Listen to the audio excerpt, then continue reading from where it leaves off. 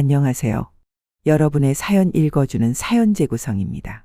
여러분이 간직하시던 기억, 추억, 일상, 그리고 어디 말할 곳 없었던 억울한 일, 분노했던 일, 모든 에피소드들을 모아서 사연을 재구성해주고 있습니다.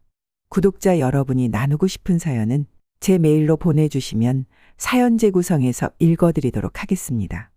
첫 사연을 함께 들어보실게요. 어릴 적 우리 가족은 정말 행복했어요. 아빠는 작은 가게를 운영하셨고 엄마는 집에서 저를 돌봐주셨죠. 저는 부모님의 사랑을 받으며 자라는 게 너무나 당연하다고 생각했어요. 엄마, 오늘 저녁에 아빠 가게 가면 나도 도와줄 수 있어? 당연하지. 우리 딸이 도와주면 아빠가 얼마나 좋아하시겠어? 아빠는 가게에서 열심히 일하고 가끔은 저와 엄마를 위해 작은 선물을 사오셨어요. 장난감, 아이스크림, 그리고 제게만 특별히 만들어주신 김밥까지. 저는 그 모든 순간이 너무나 소중했어요. 특히 기억나는 건 여름철 저녁이었어요. 아빠는 가게 일을 마치고 오시면 종종 저와 엄마를 데리고 근처 강변으로 소풍을 갔습니다. 아빠, 나 연 날릴래. 연 좀 높이 올려봐. 우리 딸은 정말 연날리기의 천재구나. 엄마는 이렇게 얘기했죠. 다치지 않게 조심해. 그래도 너무 멀리는 가지 말고. 그날의 기억은 아직도 생생해요. 강가에서 연을 날리던 저와 그런 저를 지켜보던 엄마, 그리고 연주를 잡고 도와주시던 아빠의 모습이요. 그 순간은 정말 완벽했죠. 그때는 모든 게 너무나 완벽하고 자연스러웠기에 이런 순간들이 영원할 거라고 생각했습니다. 또 다른 행복한 기억은 엄마와의 특별한 요리 시간이었어요. 엄마는 늘 저와 함께 음식을 만들며 웃으셨죠. 이건 이렇게 썰어야 해. 너무 두껍게 자르면 맛이 없어지거든. 엄마, 이거 맞아? 내가 잘 잘랐어? 우리 딸이 너무 잘했네. 이건 아빠가 드시면 정말 좋아하시겠다. 엄마와 함께 만든 음식은 아빠에게도 특별했어요. 아빠는 늘 제가 만든 음식을 자랑스럽게 드셨고 저는 그런 모습을 보며 뿌듯함을 느꼈죠. 겨울철엔 온 가족이 거실에 모여 이불을 덮고 이야기를 나누곤 했습니다. 그때 엄마가 들려주시던 옛날 이야기가 참 재미있었어요.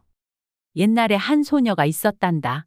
그 소녀는 하늘을 나는 새와 친구가 되었는데 그 새가 어떤 새였는지 더 알려줘. 너무 늦었어. 이제 잠잘 시간이야. 그렇게 우리는 늘 함께였습니다. 서로를 사랑하고 배려하며 모든 시간을 공유했던 우리 가족은 제게 세상에서 가장 큰 울타리였죠. 지금 돌아보면 그때의 행복한 기억들이 얼마나 소중한지 알 것 같아요. 그 모든 순간이 앞으로의 시련을 이겨낼 수 있게 해준 힘이 되었던 거죠. 그런데 어느 날 아빠의 사업이 어려워지기 시작했어요. 가게 매출이 줄어들고 빚이 쌓이면서 우리 집 분위기도 점점 어두워졌습니다. 아빠는 매일 은행에서 온 독촉장을 읽으셨고 엄마와 밤늦게까지 대화를 나누셨어요. 그 대화는 점점 더 심각해졌죠. 어느 날 밤, 저는 부모님의 대화를 몰래 듣게 되었습니다. 빚 독촉이 더 심해지고 있어. 그 사람들이 이제 가게뿐 아니라 우리 집까지 노리겠다고 했어. 우리 이대로는 안 될 것 같아요. 무언가 결단을 내려야 해요. 하지만 어떻게? 나는 이미 모든 걸 잃은 거나 다름없어. 저는 그때까지도 부모님이 왜 그렇게 힘들어 하시는지 이해하지 못했어요. 그러던 어느 날 엄마는 결단을 내리셨습니다. 당분간 딸을 친척 집에 맡기고 내가 돈을 벌어서 이 상황을 해결해 볼게요. 그때 저는 문 밖에서 부모님의 대화를 들으며 무슨 일이 벌어지고 있는지 몰라 겁에 질렸습니다. 엄마와 아빠는 저를 위해 큰 결정을 내려야 했던 겁니다. 엄마는 결국 저를 친척 집에 맡기고 떠나셨어요. 그때 저는 너무 어려서 엄마의 선택을 이해할 수 없었고 오히려 저를 버렸다고 생각했습니다. 그 후 며칠 동안 엄마는 저에게 더 잘해주려고 노력하셨습니다. 저와 더 많은 시간을 보내셨고 맛있는 음식도 만들어주셨어요. 엄마, 요즘 왜 이렇게 많이 놀아줘? 아빠는 왜 그렇게 피곤해 보여? 우리 딸, 엄마는 너랑 있는 시간이 가장 행복하단다. 그때는 엄마의 말이 정말 행복하게 들렸어요. 하지만 이제 와서 돌아보면 그 순간이 엄마가 저를 떠나기 전에 마지막으로 주었던 사랑의 표현이었음을 깨닫습니다. 엄마는 그렇게 저를 지키기 위해 떠날 준비를 하고 계셨던 겁니다. 하지만 저는 그 진심을 전혀 몰랐죠. 엄마가 떠나는 날 저는 무언가 잘못되었다는 걸 느꼈어요. 엄마의 얼굴은 평소와 달랐고 말투도 떨리고 있었죠. 엄마, 나 학교 가기 전에 김밥 사줄 수 있어? 오늘 소풍 가는 날이야. 우리 딸 소풍 가는데 엄마가 김밥 안 싸줄 수 있나? 엄마는 평소처럼 제 도시락을 준비했어요.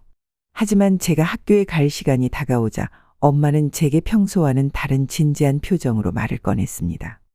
우리 딸, 엄마가 할 얘기가 있어. 잠깐만 앉아봐. 엄마, 왜 그래? 나 늦으면 안 돼. 엄마가 잠깐 여행을 다녀올 거야. 하지만 너는 친척 집에 가 있어야 해. 거기서 지내면서 엄마 돌아올 때까지 잘 있어줄 수 있지. 엄마, 왜? 왜 나랑 같이 안 가? 엄마랑 같이 있을래. 그 순간 저는 무슨 일이 벌어지고 있는지 이해하지 못했어요. 엄마는 저를 꼭 안아주셨지만 저는 그런 엄마의 손길조차 낯설게 느껴졌습니다. 친척 집으로 떠나기 전 엄마는 제게 작은 노트를 하나 주셨어요. 이 노트에 매일 내 이야기를 적어보렴. 엄마가 돌아오면 꼭 보여줘. 정말? 엄마랑 다시 볼 수 있는 거야? 물론이지. 엄마가 꼭 약속 지킬게. 그 노트는 당시 저에게 유일한 위안이 되었어요. 하지만 시간이 지날수록 그 노트에 적힌 글씨는 점점 희미해져 갔습니다. 엄마가 떠난 후 저는 짐을 싸서 친척 집으로 갔습니다.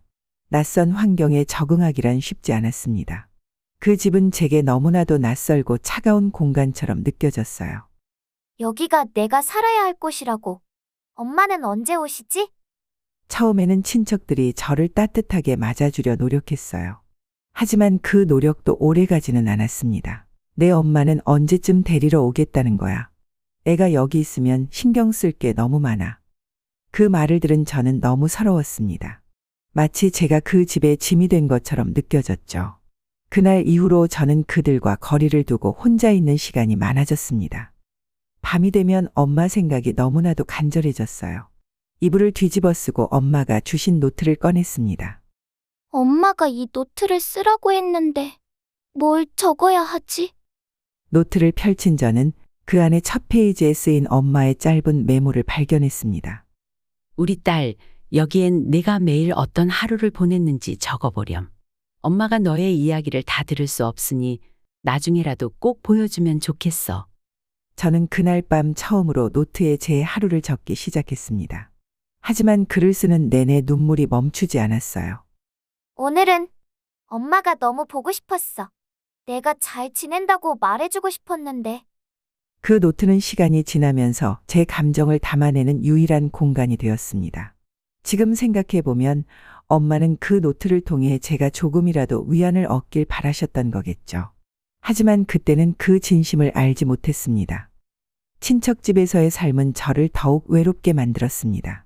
학교에서도 친구들 사이에서 엄마가 없는 아이라는 소문이 퍼지기 시작했고 저는 점점 더 혼자가 되어갔습니다. 4학년 때 담임 선생님께서 가족사진을 가져오라고 하신 적이 있었어요. 저는 가족사진이 없다는 사실이 너무 부끄러웠습니다. 다음 주에 가족 사진 전시회를 할 거니까 꼭 가져오도록 해요. 가족 사진. 나한테 그런 게 있을 리 없잖아.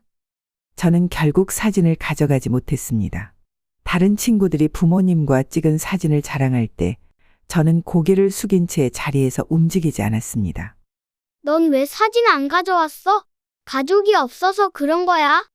그 말은 저를 더욱 아프게 했습니다. 아무 대답도 할 수 없었고 그 순간 교실에서 도망치고 싶은 마음뿐이었어요. 운동회 날은 저에게 가장 큰 고통이었습니다. 부모님과 함께하는 줄다리기나 계주 같은 순서는 늘 저를 소외시키곤 했죠. 엄마가 여기 있었으면 얼마나 좋았을까. 그날 저는 혼자서 줄다리기 줄 끝에 서 있었습니다. 다른 친구들은 부모님과 함께 웃으며 줄을 당기고 있었지만 저는 아무 힘도 낼 수 없었어요. 결국 저는 울음을 참지 못하고 줄을 놓아버렸습니다. 다른 친구들의 시선이 느껴졌고 저는 운동장을 떠날 수밖에 없었습니다. 그날 이후로 저는 학교 행사에 참여하지 않기로 마음먹었습니다. 가족 없는 아이라는 꼬리표는 제게 너무나 큰 상처로 남았습니다. 고등학교를 졸업하자마자 저는 친척 집을 떠나기로 결심했습니다. 제게 그곳은 더 이상 머물고 싶은 공간이 아니었어요. 독립이라는 단어는 설렘보다는 두려움으로 다가왔습니다. 처음으로 구한 방은 작은 원룸이었습니다. 겨우 알바비로 월세를 감당할 수 있었지만 방 안은 너무 조용했고 공허함이 가득했습니다. 여기가 내가 살아갈 곳이라니. 엄마가 있었다면 이런 선택을 하지 않았을 텐데. 낮에는 아르바이트를 하고 밤에는 자격증 공부를 하며 시간을 보냈습니다. 하지만 매일 저를 따라다니는 건 깊은 외로움이었습니다. 가끔 길을 걷다가 모녀가 손을 잡고 웃으며 지나가는 모습을 보면 저도 모르게 발걸음을 멈추곤 했습니다. 엄마가 있었다면 나도 저런 순간을 가질 수 있었을까? 그날 저는 길가에 앉아 한참을 울었습니다. 엄마가 남긴 공백은 어디에서도 채워지지 않았어요. 한 번은 큰맘 먹고 엄마를 찾아보려고 했습니다. 엄마가 떠난 이유를 알고 싶었고, 그게 제가 독립 후 처음으로 내린 큰 결정이었어요. 엄마의 흔적을 찾을 수 있을까? 아니, 찾는다 한들 엄마가 날 만나줄까? 저는 엄마가 있을 만한 주소를 찾아 편지를 썼습니다. 그러나 편지를 보낸 후에도 아무런 답장을 받지 못했어요. 그 시간이 너무 괴로웠습니다.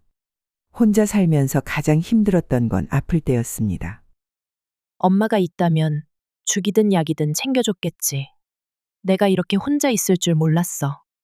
열이 나고 몸이 지치면서 저는 점점 더 엄마를 그리워하게 됐습니다. 병원에 갈 힘조차 없었지만 침대에 누워 엄마를 부르는 상상을 했어요. 이런 순간들이 쌓이면서 저는 점점 더 단단해져 갔습니다. 하지만 그 단단함 뒤에는 여전히 상처받은 제 자신이 숨어 있었습니다. 독립 후 몇 년이 지나고 나니 제 스스로를 돌보는 방법을 조금씩 배우게 되었습니다. 비록 가족 없이 살아가야 했지만 저만의 작은 루틴을 만들어가기 시작했죠. 오늘도 해내야지. 내가 버텨온 날들을 생각하면 앞으로도 할 수 있을 거야. 그렇게 저는 조금씩 제 삶을 만들어갔습니다. 하지만 마음속 한편에는 늘 엄마와의 재회를 꿈꾸며 살아갔습니다. 그래서 저는 탐정을 고용해 엄마의 행적을 수소문하기 시작했습니다. 저도 곧 엄마가 될 예정이었거든요. 힘든 생활 속에서 제 곁을 지켜준 한 남자를 만났고 그 남자와 함께하는 미래를 꿈꾸게 됐습니다. 그래서 저를 버린 엄마를 더 이해할 수 없었고 그 이유를 알고 싶었죠. 엄마를 보고 싶으면서 미워하는 마음이 끊임없이 떠올라 늘 괴로웠습니다.